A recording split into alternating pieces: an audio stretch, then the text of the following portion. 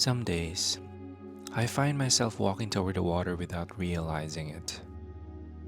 Starts off simple: a quick errand downtown, a breath of fresh air, a pause between tasks.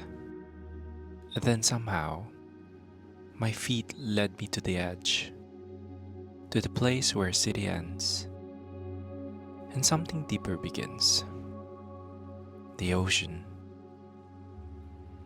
Here in Vancouver, it's always nearby, peeking between buildings, stretching behind trees, breathing beneath the mist. And when I finally reach it, when I hear that slow inhale and exhale of tide meeting land, I remember. I remember why it's always called me. You see, I grew up near the ocean. Back in General Santos, Sunday wasn't Sunday without salt on your skin and sand in your shoes. My family would pile into a car with packed lunches, towels, and just enough energy left after a week of working and worrying. We'd set up near the shore, eat grilled meat under the sun, and nap to the rhythm of the waves. We didn't need anything fancy, just the sea, the sky, and each other. Back then, I thought the ocean was just there, a backdrop, a playground. But now, years, cities, and versions of myself later, I realize the ocean wasn't just a scenery, it was sanctuary.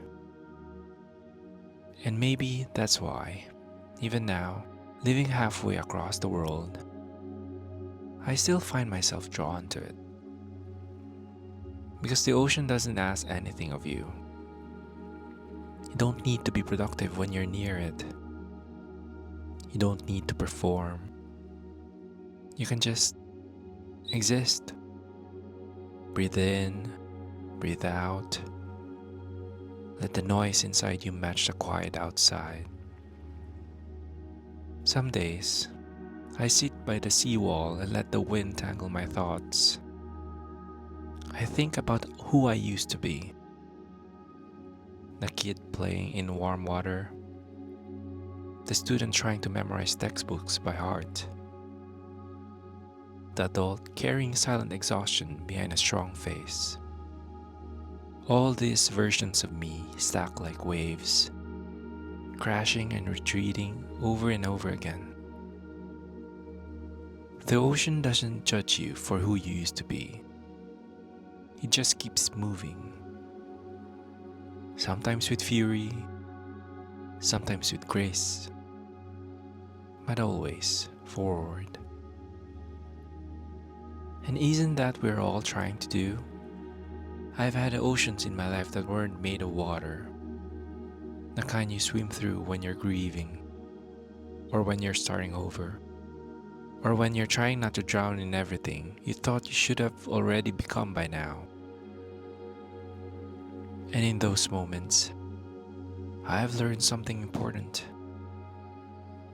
Stillness isn't always a lack of movement.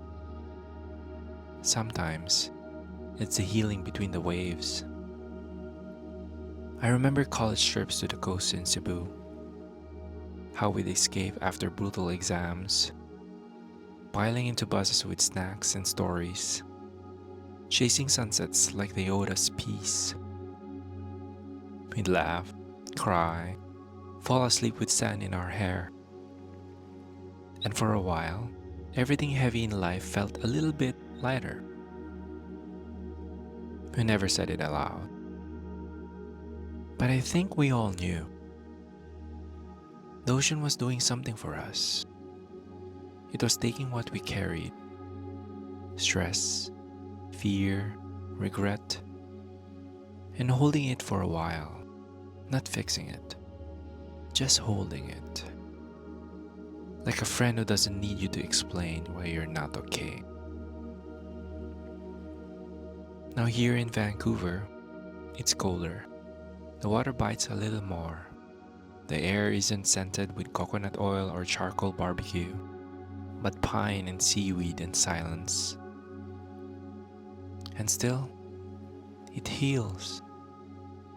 Even in winter, when everything feels frozen inside and out, the ocean keeps moving. It reminds me that nothing stays stuck forever. Not sadness, not fear, not even me. The ocean teaches patience. It teaches release. You can scream into it, cry into it, whisper secrets into its waves, and it never answers back.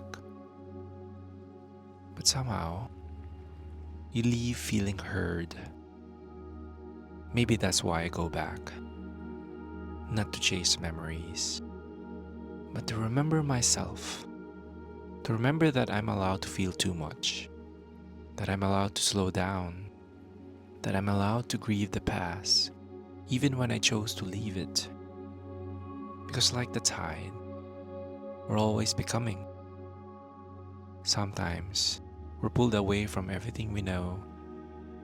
Sometimes we're pushed into unfamiliar shores.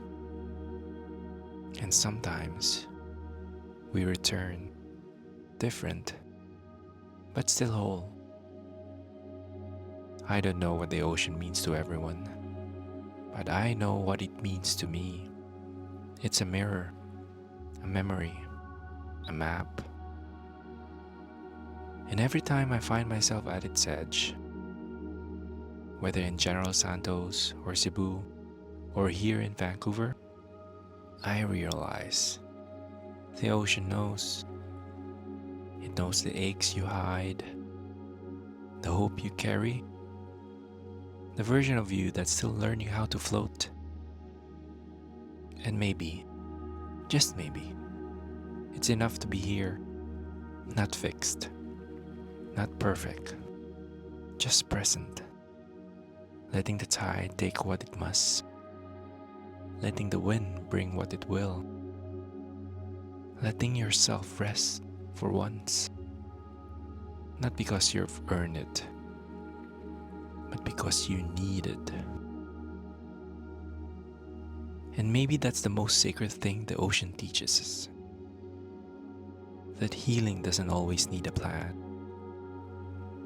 Sometimes it just needs a shoreline.